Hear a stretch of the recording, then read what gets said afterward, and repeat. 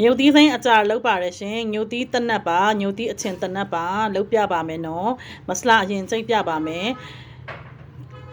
မဆလာအစည်းစံနေအစင်သစ်ထုတ်ထားတာပါစမုံစပါငါးစွန်ဇွန်ကထမင်းကြိုက်ထဲမှာပေးတယ်ခလေးတွေထမင်းကြိုက်ထဲမှာပေးတယ်ဇွန်အသေးလေးပါနော်ထမင်းစားစွန်ဇွန်အသေးလေးတုံးထားတာပါထမင်းစားစွန်ဇွန်အသေးငါးစွန်စမုံစပါထည့်ပြီးပြီဇီတာနှစ်စွန်ထည့်မယ်စမုံစပါးနဲ့ဇီတာနဲ့မတူဘူးเนาะအနံ့လည်းမတူဘူးရတာလည်းမတူဘူးเนาะဟိုတစ်ခါမေးထားတဲ့လူတွေကျွန်မအခုတစ်ခါတည်းဖြည့်ပေးလိုက်တာပါဒါကပဲနှစ်သားစီမေးထီးစီပါစမုံစပါးဆော့ပါဇီတာကဇီတာပါဒါကမုံညင်းစီရိုက်ပါ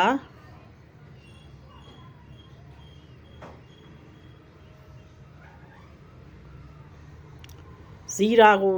ရိုးရိုးဗမာလိုဇီယာပဲခေါ်ပါတယ်เนาะဒါကအမဲလေးကစမုံနက်ပါကလုံကြီးပါစမုံနက်ကိုတစုံကြော်သုံးပါတယ်တစုံထည့်ပြီးတော့နောက်ထပ်နည်းနည်းလေးထပ်ထည့်လိုက်တယ်အားလုံးစုစုပေါင်း9မျိုးနော်မဆလာအစီစံ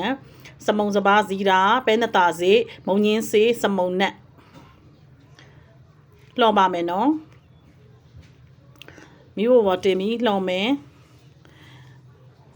လှော်ပြီးလို့ရှိရင်သူ့ကိုမှုေးလာတဲ့အထိတေချာလေးစိတ်ရှည်လက်ရှည်တေချာလှော်ပေးရပါတယ်နော်မီးဖြည်းဖြည်းလေးနဲ့ပုံမှန်မီးလေးနဲ့ပဲလှော်ပေးရပါတယ်ဘာအစားအစာပဲလှုပ်စိတ်ရှည်မှကောင်းတာပါရှင်စိတ်ရှည်မှရတာရှိတာပါရှင်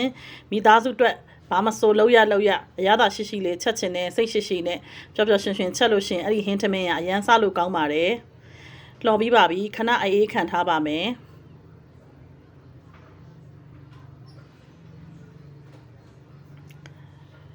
ကြိတ်ပါမယ်နော်အမှုန့်ကြိတ်ဆက်နဲ့မကြိတ်ပဲနဲ့ကျွန်မကီမန်းကြိတ်တဲ့ဆက်နဲ့ပဲကြိတ်ပါတယ်ဘာလို့ဆိုတော့အမှုန့်ကြိတ်နဲ့ဆက်နဲ့ကြိတ်လို့ရှိရင်အမှုန့်အရန်ဖြစ်သွားမှာမလို့ပါအမှုန့်အရန်ဖြစ်တာကိုမလို့ချင်ဘူးကြမ်းကြမ်းလေးကြိတ်ချင်လို့ပါဒီဆက်နဲ့ကြိတ်တာပါနော်ဖန်လုံးဆက်လေးနဲ့ကီမန်းကြိတ်တဲ့ဆက်နဲ့ဗီဒီယိုကနည်းနည်းရှည်ရယ်နော်ရှည်တော့ကျွန်မလေးpart 2ဆက်တင်ပေးမယ်နော်ဒါကမဆလာကြိတ်တဲ့အထိပဲပြပါမယ်ငုတ်သီးနဲ့လောက်တာမပြသေးပါဘူးpart 2ဆက်တင်ပေးပါမယ်ရှင်ကြည့်ရှုအားပေးသူအားလုံးကိုကျေးဇူးတင်ပါတယ်ငုတ်သီးအကြာကငုတ်သီးအချင်းတနက်ကအဓိကမဆလာ main ပဲเนาะမဆလာကအဓိကပါမဆလာမှာလည်းဒီစမုံစပါးစမုံနဲ့မပိုင်ရင်ရတာမရှိပါဘူးစမုံစပါးနဲ့စမုံနက်ကအဓိကပါเนาะပစ္စည်းတွေမဆလာပစ္စည်းတွေဝယ်လို့ရပါတယ်လွယ်ပါတယ်ကုန်စည်တန်းမှာဝယ်လို့အကုန်ရပါတယ်ရန်ကုန်မှာဆိုရင်မန္တလေးမှာဆိုရင်ရွှေလက်ကောက်ဘာဘူးဆိုင်ရှိပါတယ်ကျမလည်းအဲ့လောက်ပဲသိလို့ပါတခြားမျိုးတွေတော့ကျမမသိဘူးမင်းမျိုးမှာတော့မင်းမျိုးကလူတွေတော့အကုန်လုံးသိပါတယ်ဘယ်မှာဝယ်လို့ရတယ်ဆိုတာ